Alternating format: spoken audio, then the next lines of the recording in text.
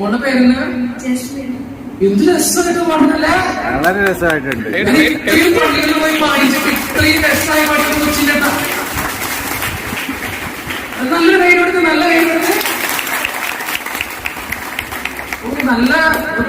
നല്ലൊരു ഗായികനുള്ള അനുഗ്രഹം ഈ കൊച്ചിന് കിട്ടാ.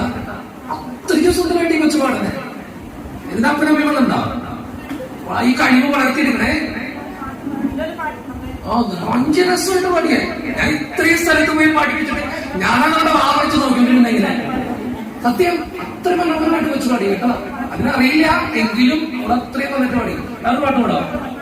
2 ടൈമിന്റെ പാട്ടുകൾക്ക് 4 വഴി പാടിയത്.